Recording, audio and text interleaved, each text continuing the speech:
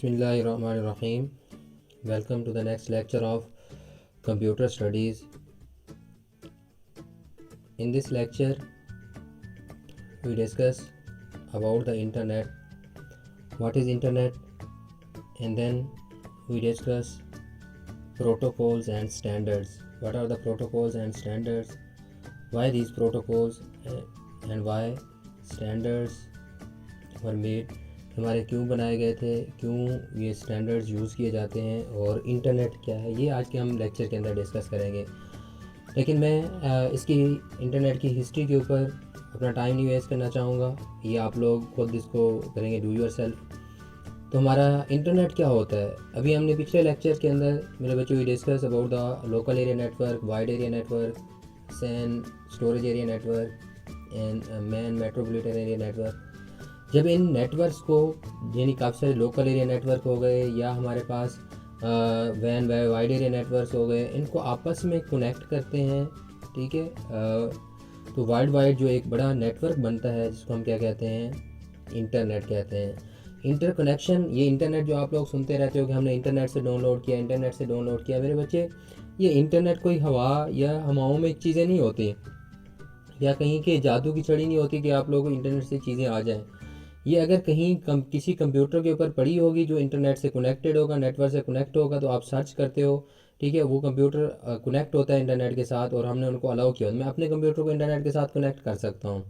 Connect अभी देखें, मेरा इंटरनेट चल रहा है, मैं आप लोग को पढ़ा रहा हूँ, ठीक है, इंटरनेट चल रहा है, लेकिन मैंने अपने कंप्यूटर्स को इंटरनेट के ऊपर पब्लिक नहीं किया। क्यों नहीं किया? मैं इसको पब्लिक कर सकता हूँ, ठीक है। पब्लिक कैसे करते हैं वो अभी आप लोग के काम नहीं है, ठीक है, लेकिन आईटी के और सीएस के लोगों के काम है कि हम इसको पब्लिक कर दें और अलाउ कर दें कि मेरे कंप्यूटर की सारी चीज़ें क्या कर सकती है। तो मैं अपना कंप्यूटर ऑन रखूँगा तो इंटरनेट के थ्रू इस कंप्यूटर का कोई ना कोई एड्रेस होगा। अगर मैं लोगों के साथ अपने कंप्यूटर का एड्रेस शेयर कर देता हूँ तो वो कहीं पे भी बैठे दुनिया में मेरे कंप्यूटर को क्या कर सकते हैं, एक्सेस कर सकते हैं और इसमें से चीज़ें डाउनलोड कर सकते हैं। इवन कि अगर मैं आप लोगों को अपने कंप्यूटर की हार्ड ड्राइव के ऊपर मैंने कोई सॉफ्टवेयर रखे हुए हैं, मैंने आप लोगों से शेयर करने हैं, मैं इसको इंटरनेट से कनेक्ट करूँ, कनेक्ट करने के बाद इसको मैं क्या कर दूँ, शेयर कर दूँ उस नेटवर्क के ऊपर अपने कंप्यूटर को और कहूँ कि आप लोग इस ड्राइव से क्या कर सकते हो, फोल्डर से डाउनलोड कर सकते हो, तो ये आप लोग इजीली मेरे कंप्यूटर से डाउनलोड कर सकते हो। तो inter connection of the networks, यानी नेटवर्क्स को आपस में जब कनेक्ट करते हैं, या इंटर नेटवर्क भी इसको कहा जाता है। When two are more networks are connected, दो या दो से ज़्यादा नेटवर्क्स आपस में कनेक्ट किए जाते हैं, they become an inter network और इंटरनेट।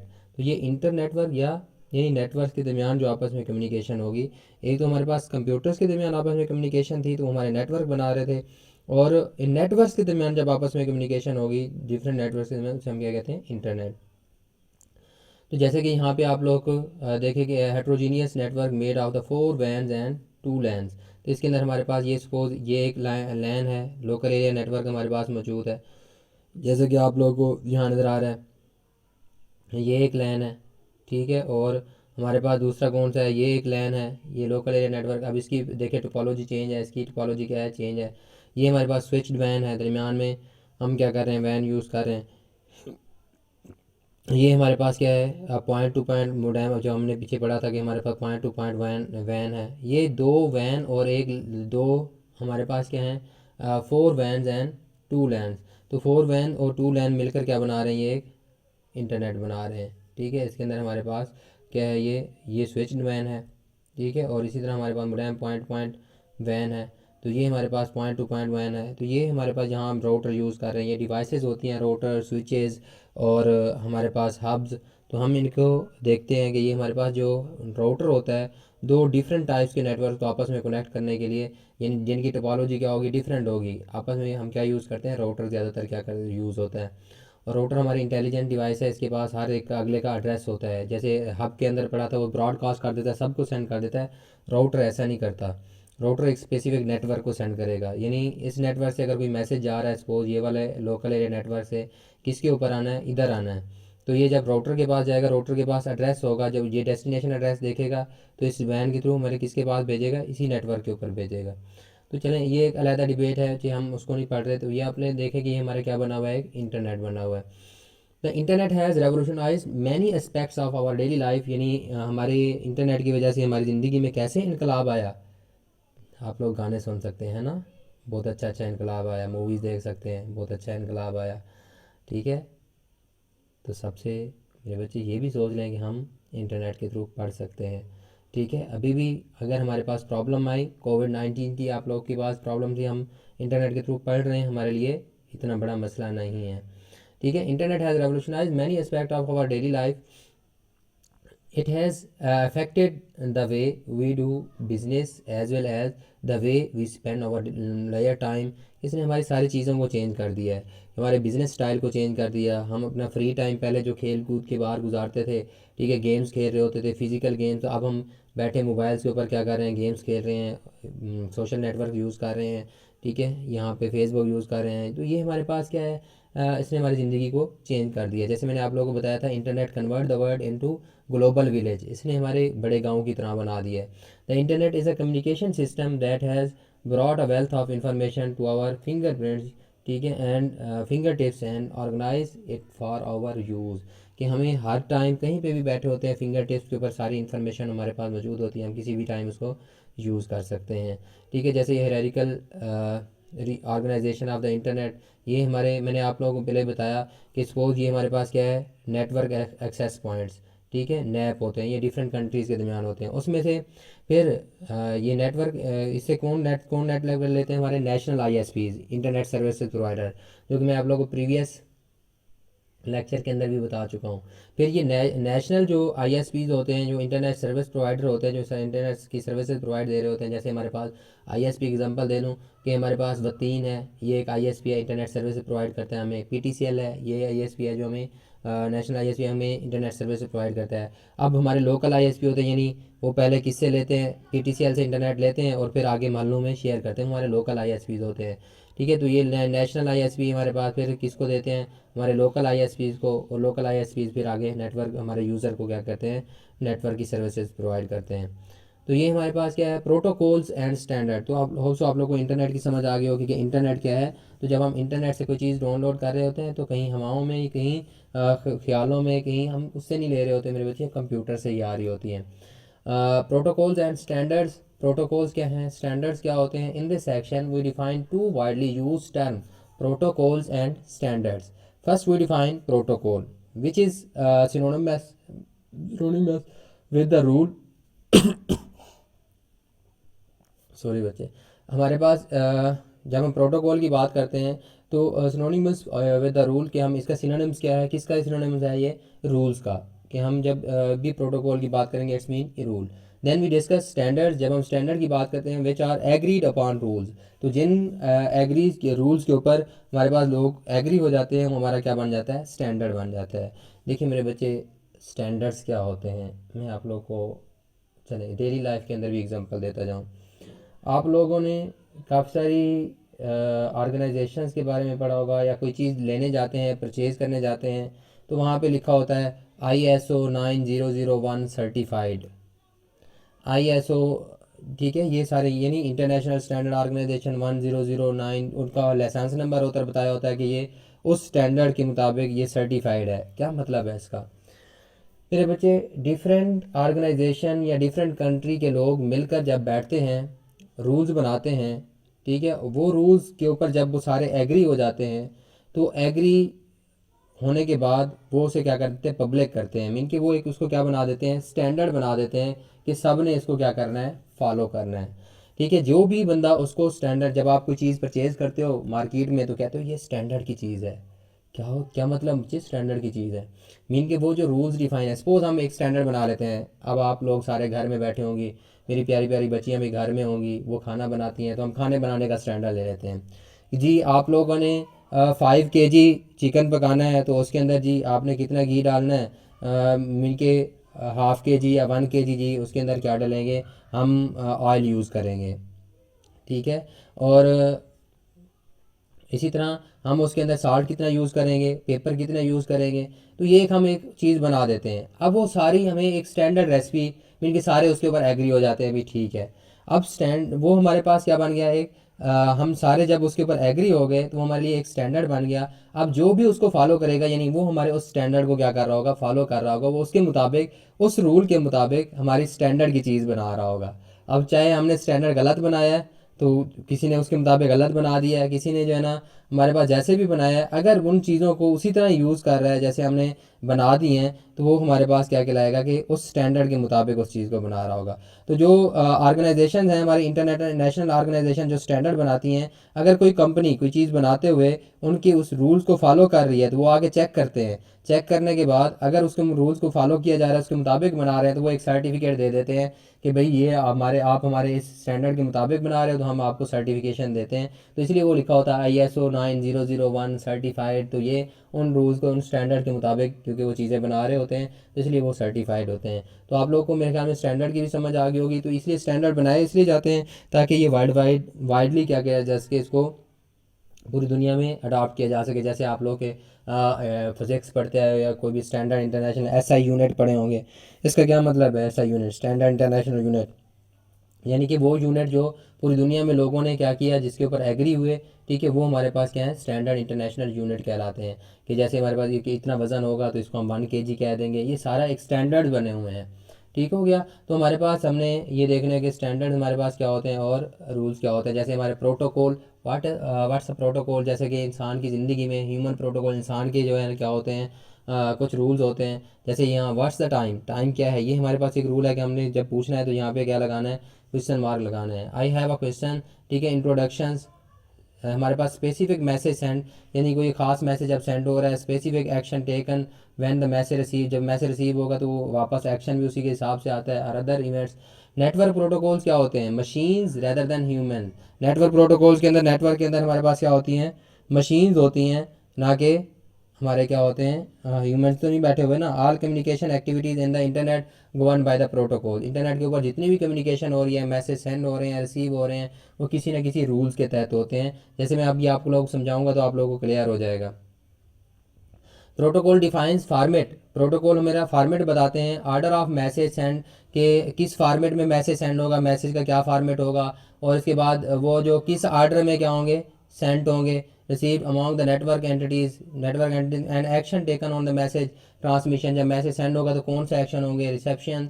ठीक है, जैसे मैं आप लोगों को एक एग्जांपल दे देता हूँ कि सपोज हम एक रूल बना देते हैं कि एक मैसेज जब हम क्या करेंगे, पैकेट्स बनाएंगे एक मैसेज को तोड़ के, ठीक है, कितने के, 5-5 KB के पैकेज बनाएंगे। तो 5 KB का एक मैसेज हम सेंड करेंगे, उसके बाद 5 KB का दूसरा, उसके बाद इस तरह नंबरिंग करके सेंड करेंगे। हम कहते हैं कि जब एक पैकेट सेंड होगा तो हमारी एक टाइम स्टार्ट हो जाना चाहिए। ठीक है, जब 2 सेकंड के अंदर जिसके पास हमने मैसेज सेंड किया अगर उसका वापस जवाब नहीं आता, ठीक है, वो हमें नहीं बताता कि हमारे पास क्या है, मैंने मैसेज क्या कर लिया, रिसीव कर लिया है, तो हम उसको पैकेट को दोबारा सेंड कर देंगे। यानी एक टाइम हम रूल बना रहे हैं। ये अब इंसान तो नहीं बैठा ना कि देखता रहे, तो हम ये ऑटोमेटिकली उसके ऊपर रूल्स बना के इंप्लीमेंट कर देते हैं, यानी इंस्ट्रक्शन कंप्यूटर को दे देते हैं, फिर उसी के मुताबिक क्या करता है, वो काम करता है। ठीक है, अब यहाँ पे ये हम रूल्स बनाते हैं कि जी जब वो रिसीवर साइड के ऊपर मैसेज रिसीव होगा तो वो वापस हमें मैसेज भेजेगा एक्नॉलेजमेंट का कि मैंने पैकेट क्या कर लिया है, रिसीव कर लिया है। तो ये रूल्स हैं। ठीक है, इन रूल्स के मुताबिक एग्री अपॉन रूल्स हैं, तो इनके मुताबिक क्या होता है, काम होता है। जैसे ये ह्यूमन प्रोटोकॉल हाय, तो वो वापस उसको रिप्लाई करेगा हाय। ठीक है, गो द टाइम, हमारे पास अगर टाइम ज़्यादा हो गया है उसके मैसेज का तो हमारे पास टाइम चेक करेंगे, ये मैं दोबारा वो क्या कर देगा। इस तरह मैं आप लोगों को बता रहा हूँ, जैसे TCP कनेक्शन ओरिएंटेड। ठीक है, ये रिक्वेस्ट भेजेगा इसको कनेक्शन की, वो हमारे पास वापस उसको भेजेगा TCP कनेक्शन रिप्लाई, तो वो हमें रिप्लाई की भेजेगा, और ये फिर मैसेज उसको क्या करेगा, सेंड करेगा फाइल, तो वो हमें बताएगा कि मैसेज रिसीव हो गया। ये रूल्स हैं, ये बने बनाए रूल्स हैं कि ये हमारे पास इस तरह काम करना है। ठीक है, तो ये हमारे पास a protocol is a set of rules that govern the data communications. ठीक है, protocol defines what is communicate, what is communicates, how it is communicated, कि हमारे पास क्या कम्युनिकेट कर रहे हैं, कैसे कम्युनिकेट होगा, व्हेन इट इज़ कम्युनिकेटेड, कब ये कम्युनिकेट होगा। ये सारे रूल्स हमारे पास क्या है, बने हुए होते हैं, जो हम IT के लोग जो प्रोग्रामिंग करके, ठीक है, ये रूल्स बनाते हैं और फिर कंप्यूटर के ऊपर इंस्टॉल करते हैं, इसको चला देते हैं। ठीक है, रूल्स के मुताबिक ही क्या हो रहा होता है, ये सारे मैसेज वगैरह सेंड हो रहे होते हैं। सिंटैक्स देखें आप, IT के लोगों को अभी तक तो आप लोग क्या देते हो, थोड़ा सा देखते होंगे कि ये अच्छे नहीं होते, लेकिन आप लोगों के लिए कितनी आसानियाँ पैदा कर रहे हैं, है ना। चलें जी, जीतते रहे मेरे बच्चे, खुश रहें। ठीक है, इस तरह हमारे पास semantics, the meaning of each section of bits. तो हमारे पास क्या है, हमने the key element of protocol are syntax, semantics and timing. तो हमारे पास सिंटैक्स होता है, मीन कि कौन कौन सा स्ट्रक्चर होगा। सिंटैक्स हमें ये बताता है, कोई भी सिंटैक्स है यानी लिखने का तरीका, जैसे आप लोगों को इंग्लिश का लिखने का तरीका है, सिंटैक्स है, रूल्स हैं। ठीक है। इसी तरह हमारे पास the structure of the format of the data, data का फॉर्मेट क्या होगा, स्ट्रक्चर क्या होगा, meaning the order in which they are presented, ठीक है, किस ऑर्डर में क्या हो गए वो सेंड हो गया। तो ये सारा जो उसका तरीकाकार है सिंटैक्स कहलाता है। सिमेंटिक्स उसके meaning, the meaning of each section of bits, यानी हर बिट्स का क्या मीनिंग है, मतलब क्या है इस चीज़ का, तो उसे क्या कहा जाता है, semantics. Semantics mean reason behind the scene, किसी भी चीज़ के पीछे जो उसकी रीज़न होती है उसको क्या कहा जाता है, सिमेंटिक्स कहा जाता है। Timing, when the data should be send and how fast they can be send, कब सेंड होगा और कितना फास्ट सेंड होगा। तो स्टैंडर्ड्स क्या होते हैं मैंने आप लोगों को पहले बता दिए। स्टैंडर्ड की detail, essential in creating and maintaining an open and competitive market for equipment manufacturer, ये क्यों बनाए जाते हैं ज़्यादातर के जो मैन्युफैक्चरर हैं चीज़ें बना रहे हैं, ताकि वो इन स्टैंडर्ड्स के मुताबिक चीज़ें बनाएं और उसी के मुताबिक फिर उनको क्या किया जा सके, एवेलुएट किया जा सके। जैसे कि अब आप लोग देखते हो मेरे बच्चे, यूएसबी फ्लैश देखी है आप लोगों ने। अब फ्लैश की जो भी बनाएगा, ठीक है, वो उसकी पोर्ट जो कंप्यूटर के ऊपर मौजूद होती है वो एक स्टैंडर्ड पोर्ट है, यानी हर हर कंप्यूटर बनाने वाला उस तरह की पोर्ट अपने कंप्यूटर के ऊपर लगाएगा, क्योंकि वो एक स्टैंडर्ड बन गया, उसका साइज़ क्या है, स्टैंडर्ड साइज़ है, ठीक है, जो कि पूरी दुनिया में अडॉप्ट होता है अब जो भी, ताकि हम उसके साथ फ्लैश अटैच कर सकते हैं। इसी तरह हमारे पास हर चीज़ का क्या होता है, कोई ना कोई स्टैंडर्ड चीज़। आप लोग घरों में जो चीज़ें यूज़ करते हो, इक्विपमेंट चीज़ें यूज़ करते हो, अब इलेक्ट्रिसिटी की चीज़ें हैं, स्विच हैं, हब हैं, बनाने वाली बहुत सारी कंपनियाँ हैं। अब लेकिन जिस कंपनी का मर्जी ले लेते हो वो अटैच हो जाता है दूसरी कंपनी के स्विच के साथ, ठीक है, क्यों लग जाता है, क्योंकि वो स्टैंडर्ड साइज़ के मुताबिक उन्होंने बनाई होती हैं, जिसके ऊपर सारे एग्री होते हैं, ठीक है। इसी तरह guaranteeing the national and international interoperability, ये हमें स्टैंडर्ड किस चीज़ की गारंटी देते हैं, ताकि नेशनल या इंटरनेशनल चीज़ें आपस में क्या कर सकें, ऑपरेट कर सकें, और इंटरनेशनल कंपनीज एक दूसरे के साथ कोऑपरेट कर सकें। इंटरऑपरेबिलिटी तक मतलब होता है कि एक साथ काम कर सकें, चल सकें। जैसे कि हम अब फॉरेन चीज़ें लेते हैं, ठीक है, कोई भी चीज़ लेते हो उसका साइज़ क्या होता है, फिक्स होता है, चाहे आप लोग उसकी ब्रांडेड ले लो या लोकल ले लो, ठीक है, तो आप लोग का स्टैंडर्ड के मुताबिक होती है, ताकि वो यहाँ की पाकिस्तान की चीज़ ताकि किसके अंदर यूज़ हो सके, इंडिया में यूज़ हो सके या अमेरिका में यूज़ हो सके, या अमेरिकन की चीज़ हम यहाँ पे यूज़ कर लेते हैं, तो ये हमारे पास क्या है, स्टैंडर्ड्स की वजह से है। तो यहाँ पे टेलीकम्युनिकेशन टेक्नोलॉजी एंड प्रोसेसेस कि हमारे टेलीकम्युनिकेशन या इंटरनेट की हम जब बात करें तो ये स्टैंडर्ड की चीज़ें बनी होती हैं जिससे हमारे पास कम्युनिकेशन होती है। Standard provided guidelines to manufacture, standard जो है ना जो बनाने वाले हैं उनको, जैसे मैंने आपको खाने की रेसिपी की एग्जांपल दी कि वो हमें रेसिपी अब क्या बताएगी, गाइडलाइन बताएगी, आपने इतना घी डालना है, इतना पेपर डालना है, इतना साल्ट डालना है, ठीक है, और उसके मुताबिक बनाना है। तो ये उसके लिए क्या थी, गाइडलाइन थी। इस तरह जिस चीज़ के भी टेलीकम्युनिकेशन या कंप्यूटर के जो भी स्टैंडर्ड बनाए जाते हैं तो वो कंपनीज़ को ये बता रही होती है कि आपने किस तरह बनानी है। स्टैंडर्ड ऑर्गेनाइजेशन होती हैं हमारे पास जो ये स्टैंडर्ड बनाती हैं जिसके ऊपर सारे एग्री होते हैं, ठीक है। International organisation for standard, ISO है।